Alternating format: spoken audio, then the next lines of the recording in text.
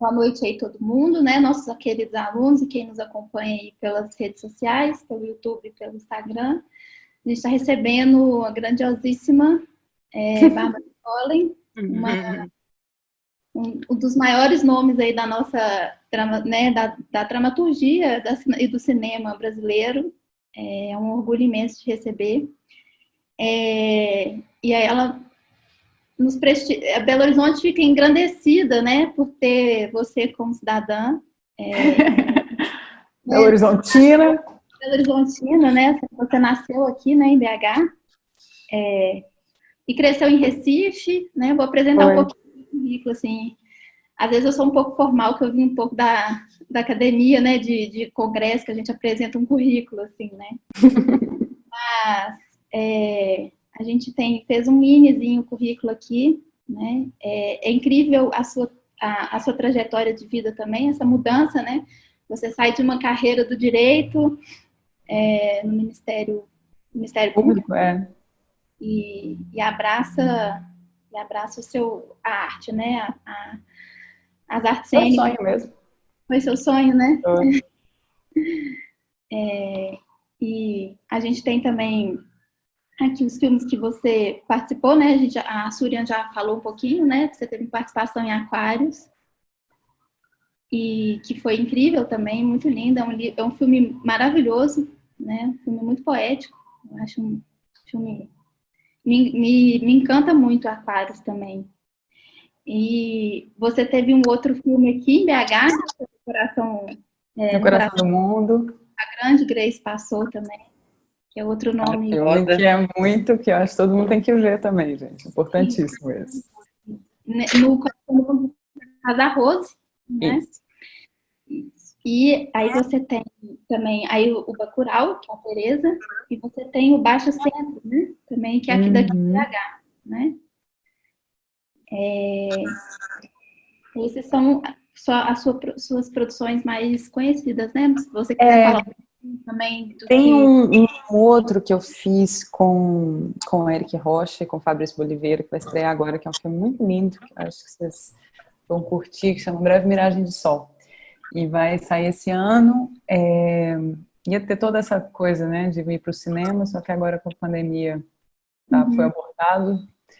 Mas acho que vai estrear em algum streaming, não sei, alguma plataforma aqui no segundo semestre. Então, tá aí para sair. Acho que é um filme importante.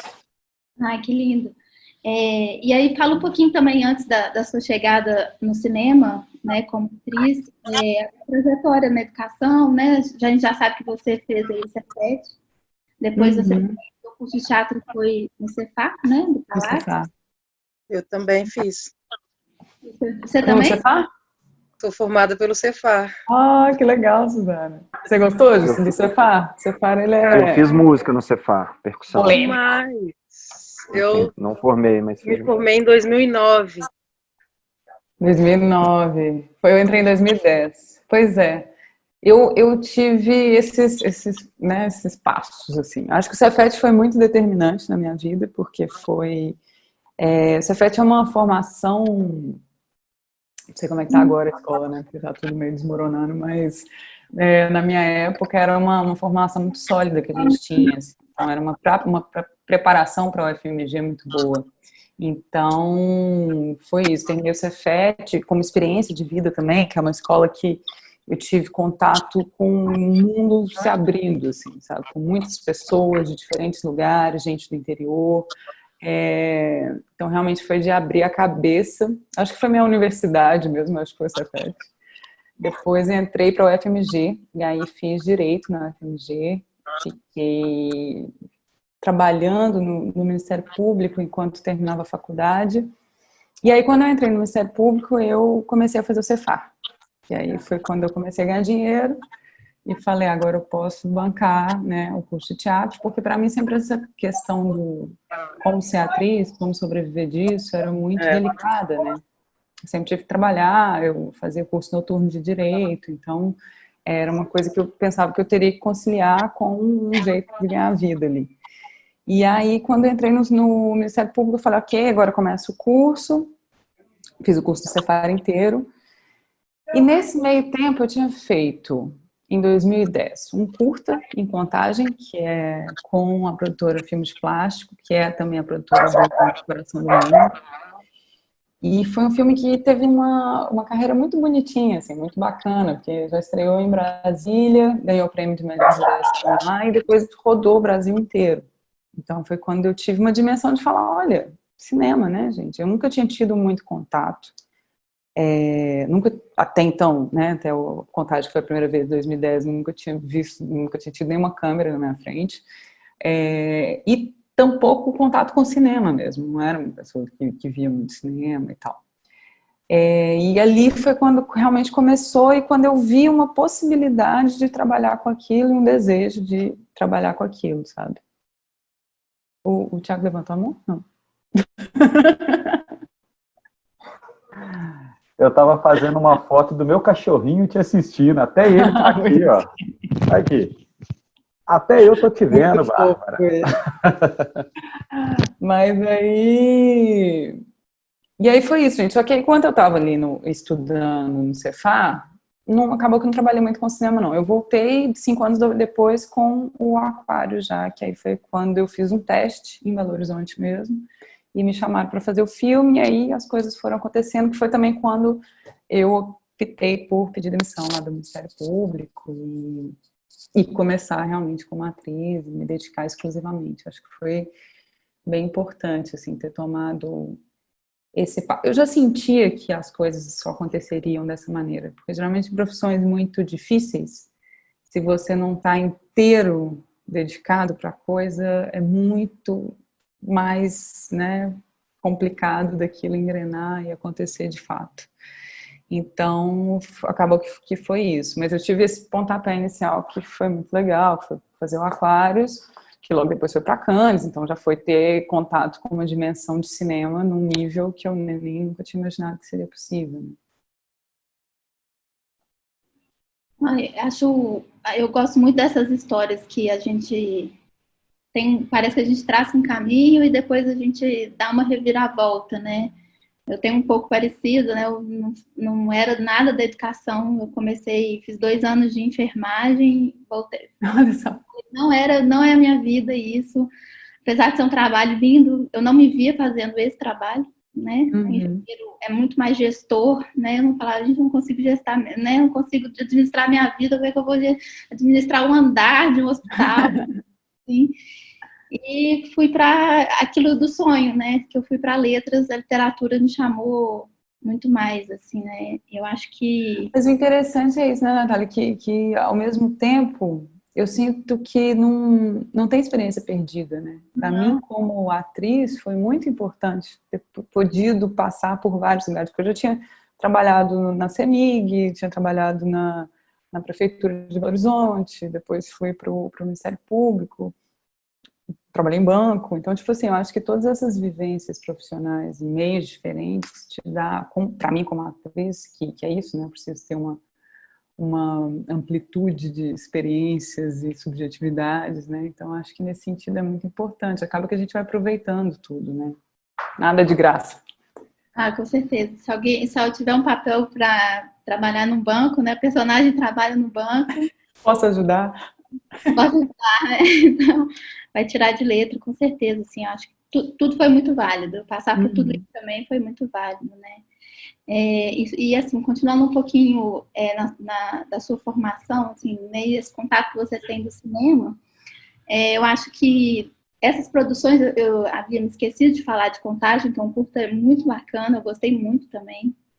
Eu acho que esse curta traz outros também que tem esse olhar para a Contagem, né, e para a periferia de Belo Horizonte. E falar um pouquinho dessa cena para o pessoal, né, assim, tanto para nós como professores também, quanto para os alunos, falar um pouquinho da cena audiovisual mineira. Eu acho que ela está ganhando um espaço interessante, né. Pois é um... Paulo, né, o próprio Kleber faz isso com o Nordeste, com esses filmes maravilhosos que ele tem.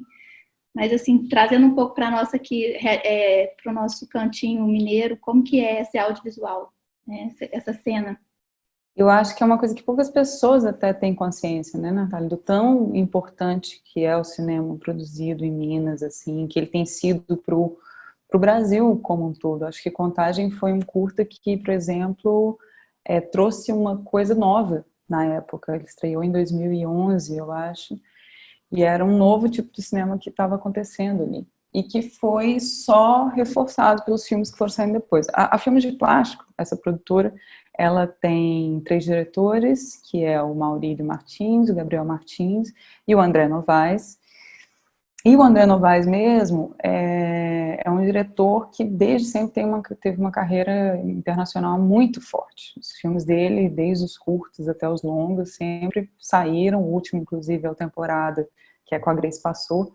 E são todos filmes de contagem, que acabou que virou um grande polo de produção cinematográfica, porque, além disso, você tem outros diretores lá. Você tem o Afonso Shoa, que também é de contagem, fez Vianças Antigas, não sei se vocês viram já, o Arábia, que são os filmes, que é isso, são filmes que já rodaram o mundo em vários festivais e que são muito reconhecidos lá fora como um jeito de fazer cinema, acho que em alguns sentidos até meio revolucionário mesmo, assim.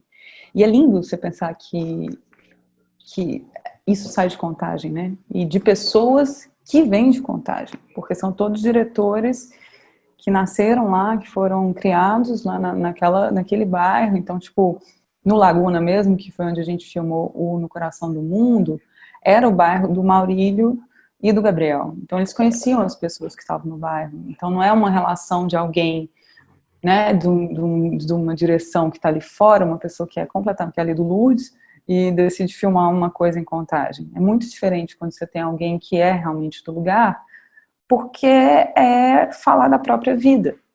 Então, eu acho que quando teve esse movimento, assim, de todo esse cinema mineiro produzido ali, e que retrata esses entornos de Belo Horizonte, né, que centraliza essa coisa da cidade ali, Belo Horizonte como centro da coisa, é muito importante porque você vê que isso é a voz das pessoas daquele lugar que começa a se emancipar e começa a mostrar o próprio lugar. Então ela escolhe esses diretores que e diretoras, o que fazem é direcionar o olhar das pessoas para a vida deles e pela sensibilidade deles. Então, acho que por isso que chega tanto também esse cinema, tem chegado tanto e tem tido tanto sucesso, sabe? De ir para Cannes, de ir para Locarno, de ir para a Europa inteira, por causa disso, por causa dessa legitimidade do que está sendo contado ali. E aí, são muitos não atores também, né? Que trabalham nos filmes. No caso do Temporada, tem a Grace, Coração do Mundo tem alguns atores profissionais, mas em grande parte são não atores, ou seja, pessoas que... Eu não gosto desse termo não atores, eu prefiro falar que são atores não profissionais, né? São pessoas que fazem outras coisas também, mas são atores. Mas é isso, pessoas ali do lugar e que, de repente, são muito bons, sabe? A Juliana Antunes mesmo fez um filme que chama Baronesa, quem tiver a oportunidade eu super indico, que tem a Andréia e a Leide, que para mim são atrizes de um nível de maturidade, de relação com câmera impressionante, sabe? Então, eu fico muito feliz desse nível que a gente alcançou, mas, por outro lado, muito triste também com o fato dessa crise toda que a gente está passando agora com o audiovisual e que eu acho que chegou em Minas um pouco antes, porque logo quando terminou os incentivos do Estado, que era em filme em Minas, que botava mais dinheiro, depois a gente ainda teve, né, tem o Codemig, mas mesmo assim isso foi dificultando muito a produção audiovisual em Minas, que eu acho que em Recife eles ainda estão conseguindo segurar melhor, porque lá ainda tem um pouco mais de dinheiro, agora tá tudo muito destroçado, né, com a Cine em pedaços, mas é isso, vamos ver para onde que vai. Mas, por outro lado, também eu acho que Minas já alcançou uma maturidade, um profissionalismo no setor que também se autossustenta, sabe? De pessoas formadas, né, por exemplo, a gente chama o Jamanta, que é o que trabalha como motorista. Jamanta atua em vários filmes também, e ele começou como motorista num filme, e hoje em dia ele tem uma empresa de transporte para filmes. Então ele comprou, sei lá, acho que já mantém, deve ter uma frota de 5 vans, e tem todos os motoristas que trabalham para ele agora. Então, é toda uma rede de gente que vai se profissionalizando em torno daquele setor, né? É muito bom ouvir isso de Minas, né? Que a gente está expandindo, apesar, né, dessa crise toda que atinge o Brasil, né? A Ancine está dessa forma. Eu tenho muitos amigos no audiovisual, tanto de Minas como no Rio de Janeiro, o qual eles estão sofrendo, né? Com essa, não só com a crise econômica, financeira, mas com o descaso também, né? Porque a gente vive um governo que a gente não tem ministro, né, da cultura, não tem ministro da educação agora, de novo, não tem o ministro da saúde, né, então é um descaso muito grande, né, então a cultura, né, a gente vê a cultura sendo despedaçada, assim, renegada a uma pequena secretaria, né. Uhum. O que está acontecendo agora com a Cinemateca mesmo é um absurdo, gente. A Cinemateca é onde estão reunidos, né, e onde são preservados todos os filmes produzidos, né, então o filme de 1950 está lá. E eles estão sem dinheiro para pagar um ar-condicionado, então como é que vai manter condições de manutenção dos filmes, aqueles rolos? O pessoal o pessoal que trabalha lá está sem dinheiro, eles estão em greve agora. Então, estão fazendo um fundo das pessoas contribuindo para poder ver se a gente mantém um acervo que é importantíssimo para a história do cinema nacional. Né? É muito, muito triste isso, de ver isso tudo, assim, né? Quando teve o incêndio do Museu Nacional, isso ficou muito claro, né? Do descaso mesmo que a gente tem com memória, cultura, história, né? E eu acho que aí entra um pouco, a gente pode até entrar um pouco na questão do Bacurau, né? Porque Bacurau tem museu, né? Bacurau tem escola, ele é uma comunidade, né? E é muito o que a gente colocou no título, né, da nossa conversa, a Escola de Bacurau, né, não só fazendo a referência à escola do Plínio, né, do João Carpinteiro, que é a referência ao John Carpenter, né, mas também a escola que Bacurau faz, né, o que ele deixa, assim, como legado na nossa formação como cidadãos mesmo, né? Não só como aluno, né? De estudante, etc. A escola como a escola, aquilo que a gente nos antigos falam, né? A escola da vida, assim. O que a gente pode colocar em Bacurau como esse processo na nossa educação, assim, né? E queria que você falasse um pouquinho também para a gente como, né? Que é essa questão da escola dentro de Bacurau. Né? Do filme, né? Do filme, Pois é, eu acho que Bacurau é um filme que toca em muitos pontos, né? E um deles, já que a gente está falando de memória aqui, do Museu Nacional e agora da Cinemateca, né? Eu acho que existe um motivo muito claro desse pouco caso do governo tanto com os museus, quanto com a escola, quanto com a Cinemateca, quanto com o cinema, que é uma vontade de apagar a história, né? Eles não querem que o país tenha memória, porque ter memória significa reconhecer várias coisas dessa história, se mobilizar e se revoltar e se posicionar, né? Porque quando a gente tem memória, a gente tem consciência, a gente entende como chegou até aqui. E a gente é um país que precisa lembrar das coisas, né? A gente é um país que veio de uma escravidão. Então, a escravidão no Brasil é a base de tudo que foi construído, né, nessa sociedade. A sociedade foi construída em cima de uma história de violência. E tudo, hoje em dia, se explica no país por isso. Né, toda a divisão social, toda a luta de classe, toda o genocídio das comunidades negras, tudo indígenas. Né? Então, assim, essa questão da memória é uma questão que eu acho que o cinema traz muito por si só, porque ele já registra momentos históricos ali que vão ser, né, estão ali impressos no filme, um filme que vai poder ser visto daqui a 10 anos, daqui a 20 anos, daqui a 30 anos, você ainda vai ter essa foto, né, do momento histórico. E eu acho que nesse sentido Bacurau é um filme muito completo e muito complexo por causa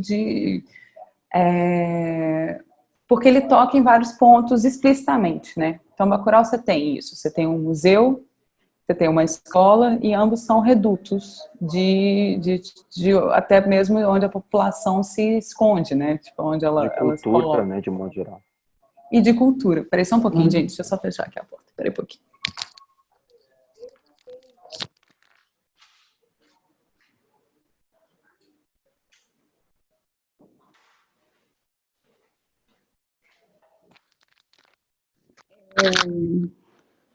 Então, acho que além disso, até simbolicamente como isso está no filme, quando vem a invasão estrangeira e é lá que a população se esconde, né? Para onde que a população vai? Para a escola e para o museu. São os dois lugares que simbolicamente são os lugares protetores, né? De proteção contra a violência, assim. Eu acredito. É isso, gente. É até meio, né, repetitivo, assim, porque é tão óbvio o poder da educação no país. É tão básico. É realmente, assim, o único caminho possível de transformação social é através da educação. Porque não tem como você querer que as pessoas elas tenham isso, essa ampliação da consciência, essa possibilidade de ter um trabalho que vai dar uma remuneração, que vai dar uma tranquilidade, que vai dar segurança, que vai dar uma comida, né? E, enfim, o básico ali. E eu acho muito lindo, por exemplo, aquela cena do Bacurau, onde estão todas as crianças em volta do professor, procurando Bacurau no mapa, né? Tentando entender. Porque eu acho que até isso, cadê Bacurau? Onde está Bacurau nesse mapa? Significa o que é Bacurau? O que é a gente? O que é a nossa identidade? Onde a gente está? Sabe? São essas perguntas que para crianças ali, né, no meio de uma aula e não conseguir, e que, né, que tem uma função muito clara no filme, que é mostrar que Bacurau foi tirado do mapa e aí você entender tudo que está acontecendo, mas até nisso tem um sentido simbólico muito forte. E eu acho que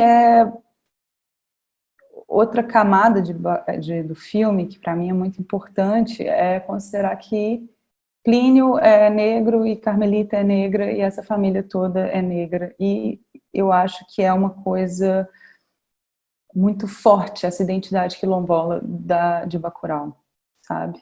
Você vê Carmelita como uma ancestral, uma mulher negra que é tanto a protetora daquilo, né, que você vê quando ela aparece depois, quanto o espírito, né? Eu acho que nesse sentido Carmelita está retratada mesmo como a essência daquela comunidade. Ela é o que é, né, a base do sentido assim, de onde vem o espírito daquilo, como eu acho que o nosso país também a essência do Brasil é a mulher negra, sabe? Então eu acho que assim são várias camadas. Quando você vê a coisa do museu, tem uma coisa no filme que às vezes passa despercebida, que é quando os forasteiros chegam de moto, o pessoal pergunta para eles, Tereza pergunta para eles, vocês foram no museu? E eles mostram completo desinteresse em ir pelo museu. Eles não vão no museu, eles não querem saber o que tem museu. Eles acham que o museu de Bacurau é uma bobagem, sabe? Tipo, para que ir naquele museu? Deve ser uma salinha lá com algumas coisas. E se eles tivessem ido, talvez eles tivessem entendido um pouco melhor do que eram aquelas pessoas. Eles teriam visto as armas, eles teriam entendido que aquela comunidade tem um passado de cangaço, e que talvez aquela população que aparentemente é tão inocente e tão inferior, na verdade não é aquilo que eles... Então acho que quando eles se recusam a ir no museu, essa é uma mostra de arrogância que diz muito de outras camadas, né? Porque se eles tivessem ido, é isso. Talvez eles tivessem rompido essa barreira desse preconceito, do estereótipo do homem simples, sertanejo e ignorante, para entender o poder real daquelas pessoas, que eu acho que, para mim, de Bacurau, é uma das mensagens mais potentes, sabe? Nesse sentido de o quanto se subestima a força e a potência daquele grupo. esses gringos quando chegam, esses forasteiros do sul do país, os brancos, estão o tempo todo subestimando o poder daquelas pessoas de resistir, a fibra deles, a capacidade, o nível de civilização que eles têm, sabe? E isso é uma coisa que eu acho que é muito constante no Brasil.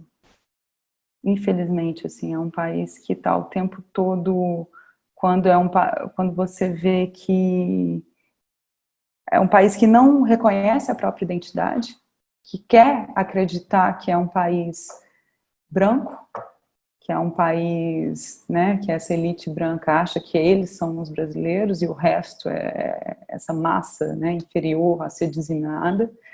E a partir do momento em que isso acontece, você não tem identidade. Você fica um país que não sabe o que é. E nem reconhece a própria força. Posso fazer uma pergunta? Vou entrar. E aí, pegando um gancho nisso aí que você falou, então esse estrangeiro que invade Bacurau, trazendo para o nosso mundo aqui agora, não necessariamente é um estrangeiro, é um americano. Ele pode ser, inclusive, essa elite branca.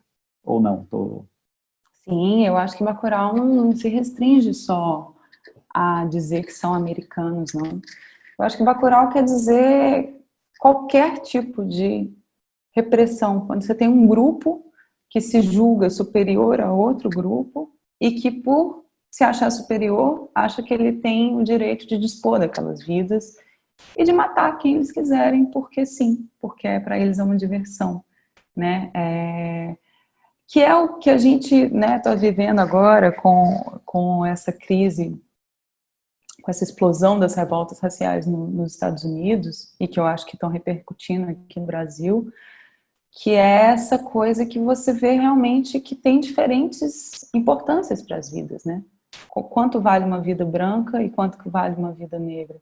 E quando você vê esse grupo de gringos que chegam e que, por um jogo, eles falam, vamos matar essa criança, vamos matar esse daqui, você ganhou tantos pontos porque você matou essa pessoa. É um filme e tem essa metáfora, mas é uma relação direta a isso, sabe? É mostrar que realmente existem vidas ali que as pessoas... E aí isso pode acontecer em qualquer parte. E acontece no Brasil o tempo todo. De todas as minorias, que não são minorias, né? A maioria do país que tem que enfrentar toda essa violência e tem que lutar pelo próprio direito de vida.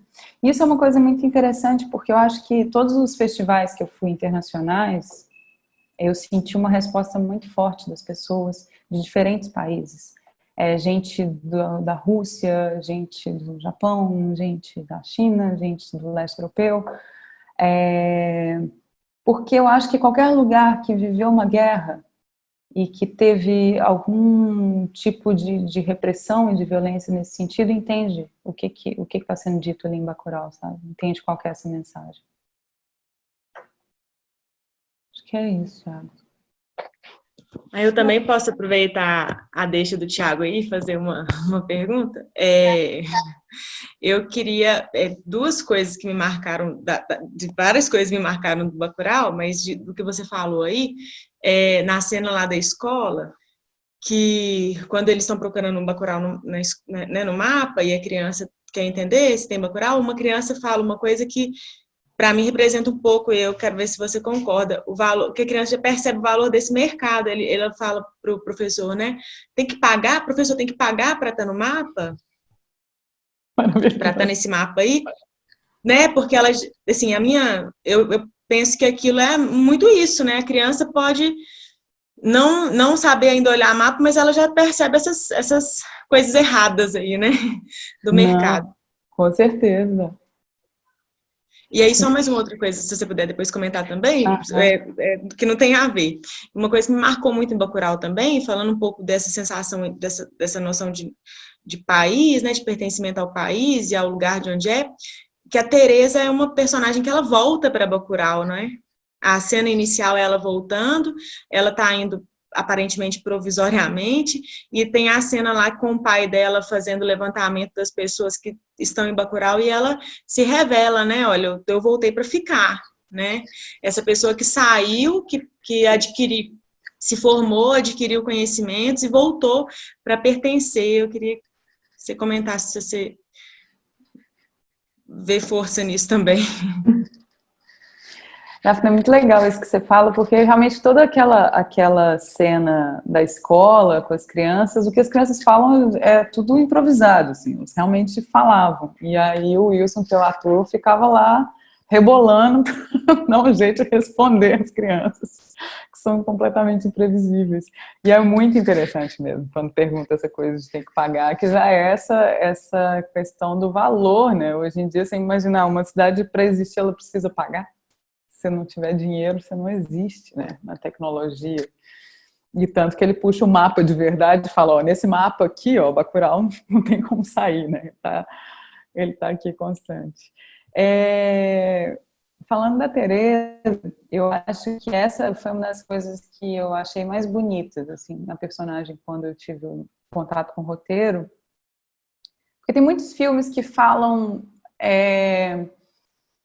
do que vai, né? Acho que a maioria das histórias a gente acompanha as pessoas que saem do interior e vão para a cidade para tentar uma outra vida, tal.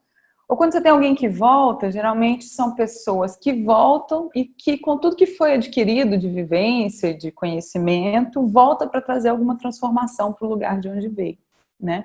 Então, geralmente é isso que a gente tem nos filmes, assim. Em Bacurau, isso não acontece, assim, né? Não é a questão do filme. A Teresa, quando volta, na verdade, ela volta para aprender mais ainda da própria origem e da própria identidade e para entender que, naquele momento ela precisa estar ali com as pessoas dela, né? As pessoas que são queridas e que estão passando por aquele momento tão difícil, assim. Então, eu acho que isso é muito bonito, porque diz de uma potência das nossas origens, sabe? E eu acho que pouco se fala, às vezes, disso, assim, de como eu morei um tempo fora do Brasil, e quando eu fui fazer o Bacurau, eu estava justamente voltando para o Brasil. Então, eu estava vivendo uma coisa muito parecida, que é você sair de um outro lugar, que é tido como mais desenvolvido, morava em Barcelona, né? Então, você sai de um primeiro mundo para voltar para o seu lugar, que é mais pobre, né? Considerado mais atrasado em diversos aspectos. Só que quando eu estava fazendo esse movimento de transição e de mudança para o Brasil, eu já estava desesperada para voltar para cá. Eu já não aguentava morar na Europa. Porque aquilo, eu não pertencia àquilo. Eu nunca me senti parte daquelas pessoas e daquele lugar.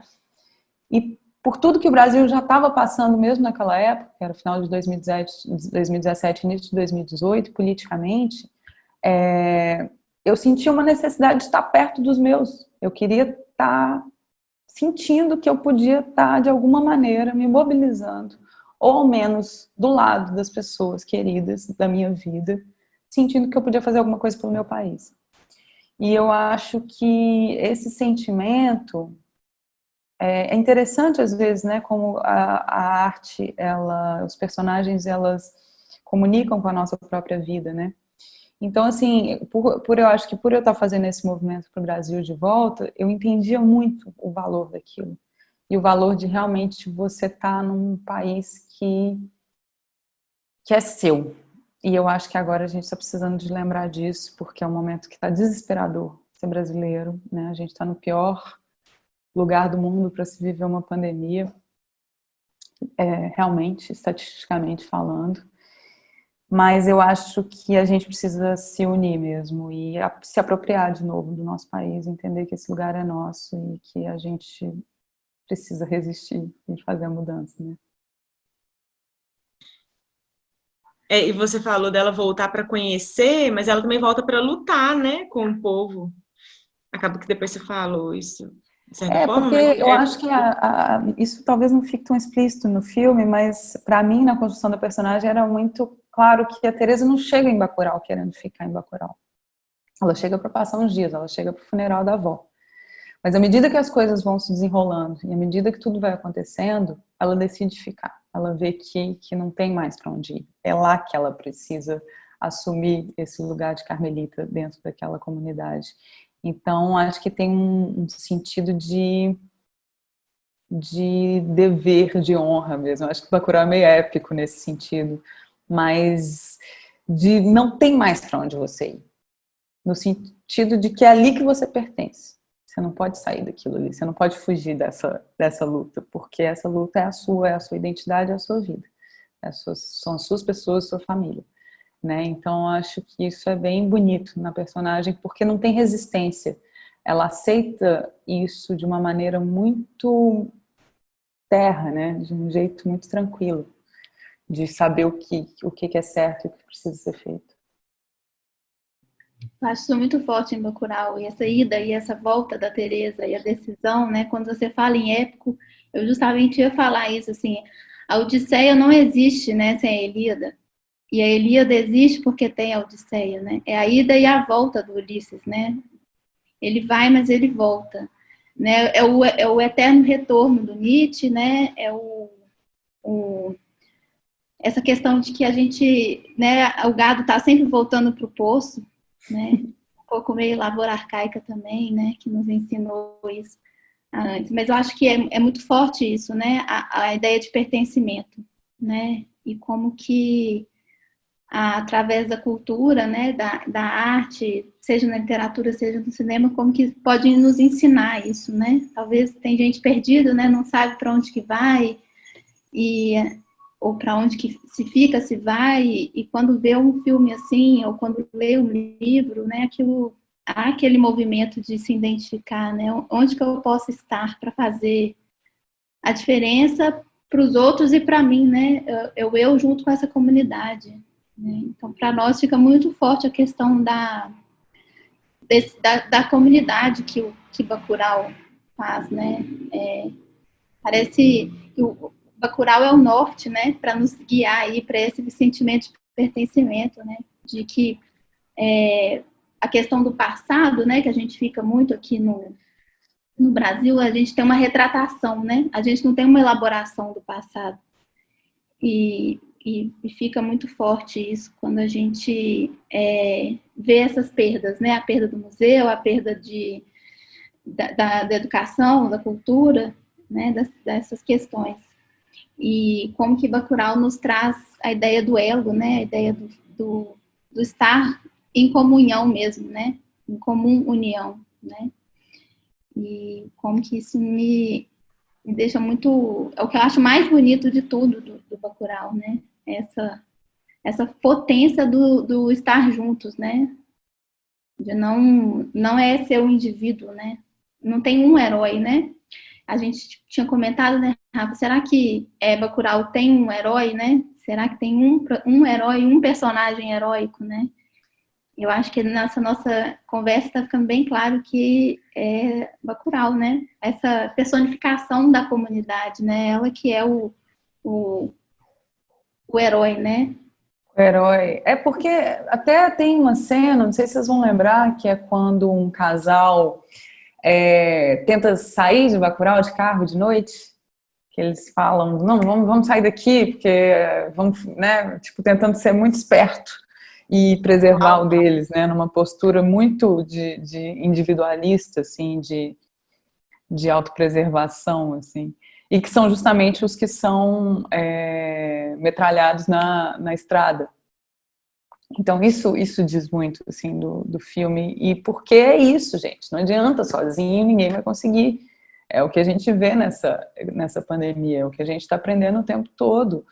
Não adianta você garantir o seu papel higiênico, né? Que estava naquela loucura do povo comprando papel higiênico no início da pandemia. É uma coisa que você fica assim, cara, o que essas pessoas estão pensando? É um vírus. Quanto mais gente infectada tiver, mais chance você tem de ser infectado. É uma coisa que você vai resolver em grupo. Não adianta postura individual. Acho que é isso que essa pandemia tá esfregando na nossa cara, né? E que Bacurau traz de uma maneira tão potente, que a força está no grupo, na inteligência de grupo. Quando esse grupo se organiza e se esconde, Porque não é um grupo forte, eles não podem enfrentar o inimigo de peito aberto, eles precisam ter alguma tática, eles precisam ter alguma estratégia. Então, o que eles fazem? Eles se escondem, recuam para poder atacar. E isso só vai funcionar quando as pessoas estiverem juntas, né? Cara, eu acho que isso para agora no Brasil é uma das coisas mais urgentes, assim, porque tanto individualismo que você vê no Brasil, acho que não só essa coisa de tirar vantagem de tudo, né? Essa mentalidade que a gente já tem presente, assim, das pessoas o tempo todo tentando ser o esperto que vai garantir o seu, mas quanto uma divisão, né? Parece que você vive numa sociedade que a elite olha para as outras pessoas e fala, não, eu não tenho nada a ver com essas pessoas que se foram, sabe? Assim, eu vivo aqui na minha ilha e nunca vou ser atingido. Isso é um absurdo. O país está para explodir, né?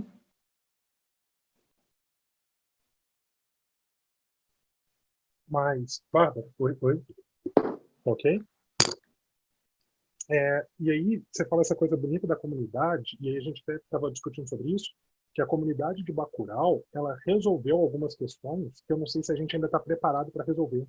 Sabe, essa da Teresa ocupar o lugar da Carmelita, dessas mulheres fortes dentro da comunidade, aquela figura do Lunga, que oscila entre o ele e o ela, e a gente ainda está preocupado para poder discutir outras coisas, sabe? Enquanto a gente assiste todos esses protestos, para falar assim, galera, calma, vidas negras importam. E aí a gente começa a ver como que Bacurau já está num nível de comunidade e aí dá até um pouco de dor no coração, né, da gente pensar que a gente ainda não alcançou.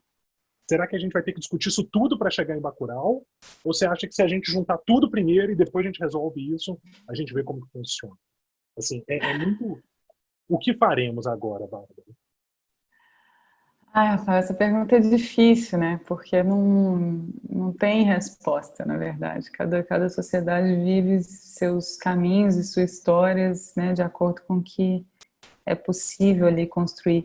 Mas uma coisa assim, eu te digo assim, eu acho que só a possibilidade de você ter um filme em que a figura mais poderosa é uma matriarca negra, que é Lia de Itamaracá, e que o herói do filme é Lunga, que pode ser a herói, o herói, o que quer que seja, sabe? E que a mulher de Domingas está ali vivendo com ela tranquilamente, essa questão das duas serem casadas nem aposta, e que você tem prostitutas e prostitutos que chegam tranquilamente com o seu caminhão e colocam lá do lado da feira e está tudo certo. E que quando chega uma comida e quando chega livro, se reúne o grupo para decidir o que vai ser feito com aquilo, e se discute para aí sim dividir as coisas. Você vê esse tanto de coisa num filme, eu acho que já cria no imaginário, na nossa possibilidade de imaginário, a sensação de que isso já existe, sabe? Ou de que isso é possível. Ou de que isso não é tão difícil assim. Porque eu acho que pra gente, para qualquer mudança que a gente vai fazer como sociedade, a gente precisa pensar que é possível um lugar. Sem ter uma ideia, você não vai chegar em lugar nenhum, você não sabe para onde você está indo. Então eu acho que ter isso como, né, para que serve a ideologia, né? Você nunca vai chegar nela, se ela sempre está indo embora. Mas eu acho que é isso, é para você saber para onde você quer caminhar, pelo menos, para você ter algum norte, né? Alguma esperança. Acho que é isso, assim. Acho que os filmes são muito importantes nesse sentido de imaginário no sentido de criação de imagens, porque as imagens dizem muito, sabe? Quando eu era pequena, e aí vem toda uma questão de representatividade também. Quando eu era pequena, eu cresci vendo novelas da Globo. E nas novelas da Globo, todas as atrizes eram brancas, louras ou de cabelo preto, mas todas com cabelo liso, rostinhos, né, perfeitos e corpinhos perfeitos e tal. E quando eu era pequena, eu nunca achava que eu poderia ser atriz, por exemplo. Sabe? E aí, de repente, você fala, não, é possível, e é muito bonito quando eu vejo meninas. Teve uma petitinha que uma vez falou comigo assim, olha, seu cabelo é igual ao meu, e você é atriz. E aquilo para mim foi muito maluco, assim, porque eu fiquei pensando, gente, como que é esse poder da imagem, sabe? É tudo imagem, não está no discurso. Ninguém estava ali falando, só atrizes brancas são atrizes. Mas é imagem. Você, como criança, você absorve aquilo muito rapidamente. Você já entende que aquele não é o seu lugar, sabe? Então, eu acho que é isso, assim. Acho que é poder sonhar já é importante. Aí, obrigado. Agora tem mais gente aqui na fila. Quem quer perguntar agora, pessoal? Isso, o Bruno quer perguntar e o Saulo também. E a gente tem o Davidson, um aluno nosso, que também quer perguntar. Então, Bruno, você quer conduzir aí sua pergunta primeiro? Eu tô muito prolixa, gente. Eu falo demais. Não, você tá maravilhosa. A gente tá... É Eu poesia. também quero falar depois. Então, vou fazer uma filhinha aqui. Vai lá, Bruno, é com você. Ok. Ô, Bárbara, assistindo ao filme, né, com um grupo de amigos, quando lançou, a gente ficou debatendo sobre ele e surgiu uma questão. As pessoas em Bacurau, elas foram agredidas diversas vezes, elas eram agredidas antes de chegar àquele ápice das agressões, que era o atentado à própria vida, né? Mas elas demoraram para reagir. Mas, enfim, reagiram, né? E trazendo um filme que, de uma certa maneira, tenta expressar a nossa realidade, a gente viu recentemente os protestos nos Estados Unidos pela morte do George Floyd. A gente viu uma solidariedade no mundo todo, inclusive aqui no Brasil. Entretanto, a gente não foi às ruas quando a Agatha é assassinada no Rio de Janeiro, quando o João Pedro é assassinado no Rio de Janeiro, quando os jovens em São Paulo levam 111 tiros gratuitamente, no Rio de Janeiro... Músico, pai de família, tiros. 80. Pois é. E a pergunta que eu quero te fazer é, quando a gente vai reagir? O que tem que acontecer para a gente reagir? Ou você entende que a gente está reagindo? Ô, Bruno, essa pergunta é que eu me faço todo dia. Assim, eu estou realmente tentando entender qual vai ser o limite, porque parece que tudo que acontece, tudo que o Bolsonaro faz, a gente fala, não, agora chegou no limite, e nada acontece. Aí, de novo, agora chegou no limite, e nada acontece. E aí você fica... Eu acho que a gente é uma sociedade muito acostumada com os absurdos, né? Acho que é tanta violência que tem uma naturalização constante, assim, da morte, do genocídio, do terror mesmo. A gente vive num terror de constante estado de medo. Mas eu acho que... Eu não sei, eu acho que é uma sociedade talvez dividida demais para conseguir se mobilizar por qualquer coisa, sabe? E uma morte que especialmente me doeu foi a morte do Miguel agora, de uma criança. Nossa, essa morte para mim foi especialmente dura, assim, porque é isso, assim, é mais um exemplo que você tem de um racismo estrutural que diz o tempo todo que tem certas pessoas, as pessoas negras, elas não importam, ou que aquelas vidas não importam. E que, de fato, uma criança pode ser assassinada assim, porque a mulher não se importa. As pessoas não se importam, os brancos não se importam. E aí, eu acho que para um movimento popular, quando você tem uma população que já está no limite de tudo, é muito difícil pensar em política. Quando você está passando fome, sabe? Quando você está lutando pela sobrevivência.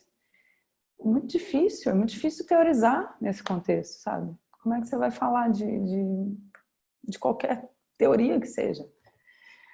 E eu acho que nesse sentido, a questão racial americana, ela é muito diferente, né? Pela própria história deles, mas também porque o racismo lá é diferente. O racismo lá, ele sempre foi muito explícito. Eles tinham um apartheid claríssimo, de pessoas serem expulsas, né? Do banco, do ônibus, de escola para negro, escola para branco. No Brasil é toda essa hipocrisia,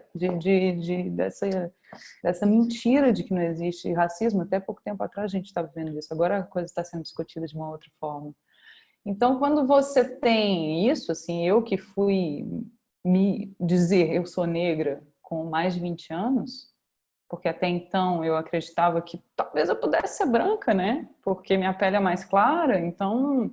Né, que é essa coisa do colorismo, que a gente tem as vantagens por ter a pele mais clara do que o outro negro, e aí você se sente menos negro, ó, que bom, eu sou menos negro, sabe? É um absurdo. Nos Estados Unidos não tem disso. Preto é preto, acabou. Branco é branco. E aí é isso. E aí é muito, muito mais fácil também você se posicionar dentro da sociedade no sentido dessas revoltas e porque é explícito. No Brasil é muito difícil esse sentido. Mas eu não sei, eu tô muito intrigada com isso também. Até onde a gente vai conseguir, até onde é possível chegar.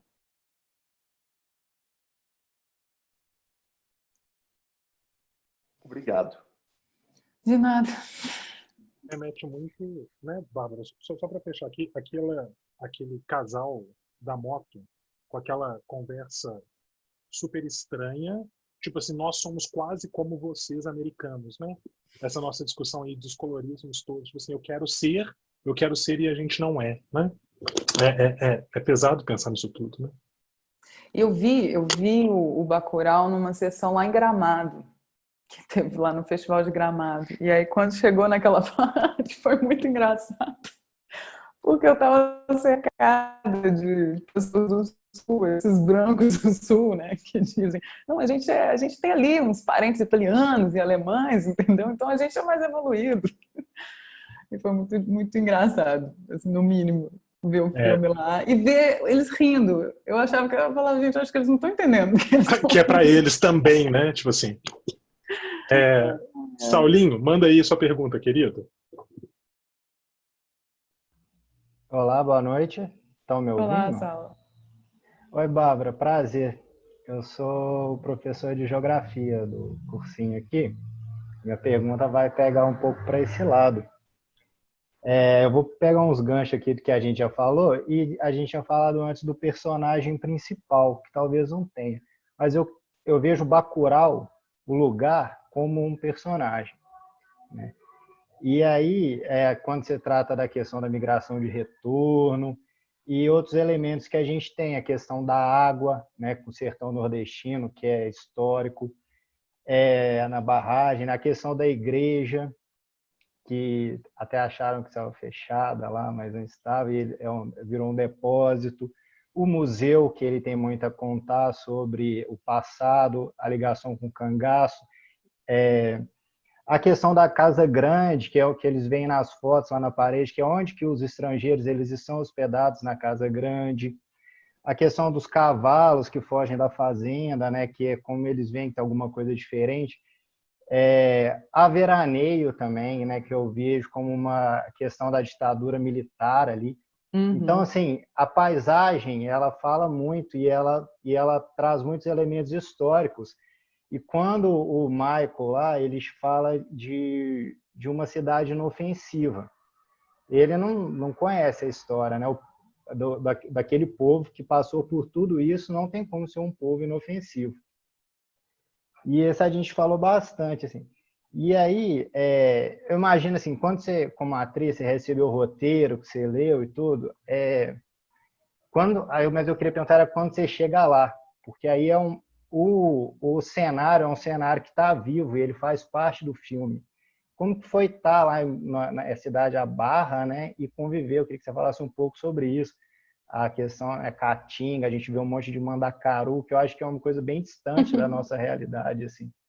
Você contasse um pouquinho disso, falasse de Bacurau como um personagem. Bom, Saulo, é um prato cheio, né? Para quem faz geografia, o filme. Cheio de coisas. Não, primeiro eu queria dizer assim, que é muito legal isso tudo que você coloca, porque realmente o filme é muito nesse sentido, assim, de ser construído por vários elementos, né? E o Kleber tem isso muito presente, todos os filmes dele, a coisa do espaço, né? Geralmente são espaços urbanos, o som ao redor, você tem a coisa dos edifícios, das vizinhanças, no Aquários, a coisa da especulação imobiliária, que estão forçando aquela mulher a sair do apartamento, e eu acho que essa preocupação pelo espaço, né, também está muito presente em Bacurau. A coisa da seca, inclusive, que você tocou, da água, era para ficar muito mais presente no filme. Acontece que aconteceu com a gente o que geralmente acontece com o cinema, que é sempre que você decide filmar num lugar seco, começa a chover. E aí Eles tinham escolhido Barra porque tinha 7 anos que não chovia. E o lugar parecia realmente um filme de bang bang, assim, era tudo deserto, estava tudo muito seco. E aí, em janeiro, 2 meses antes da gente começar a filmar, começou a chover. E não parou mais de chover.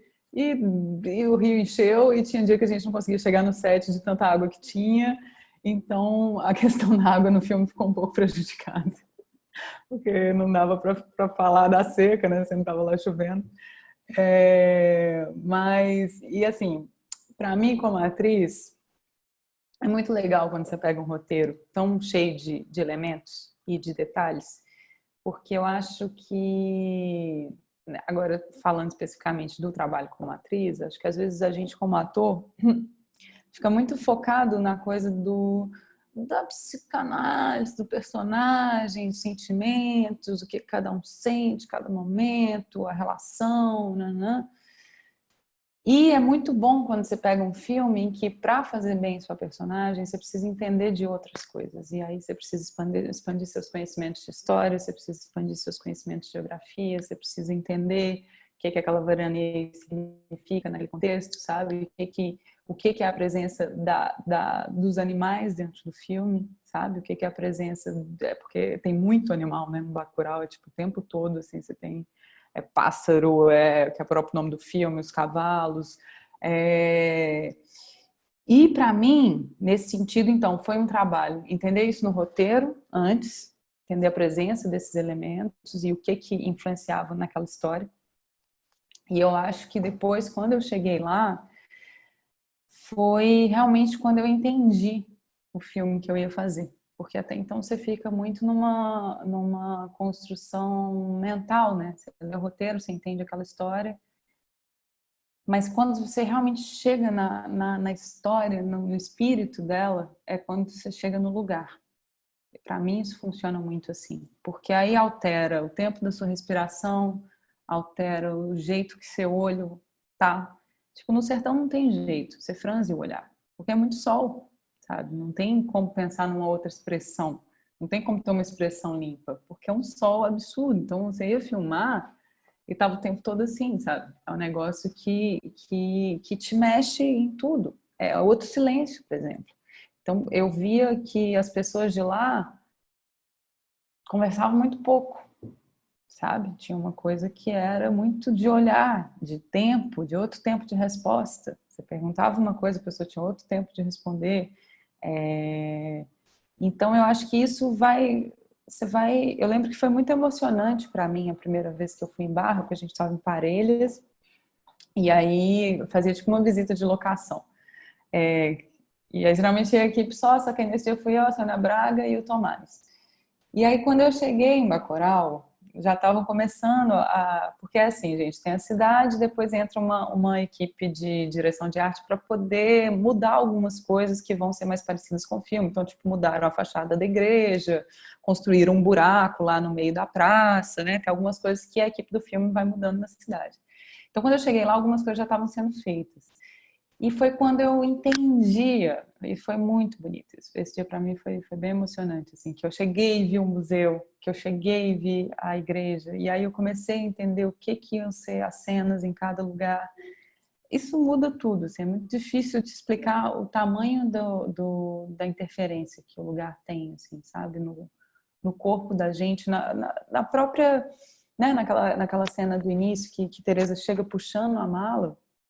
Tem que entender esse trajeto, por onde que eu vou passar quando eu estou chegando com aquela mala, o que vão ser as pessoas na frente daquela sacada que estão lá na frente para receber a Teresa, para, né, toda essa dimensão, o que é a árvore, o que é o tempo, é muito maluco, assim, porque é realmente quando você entende o filme. E aí sai de uma coisa muito racional e de interpretação para você poder ir para a vida mesmo, sabe?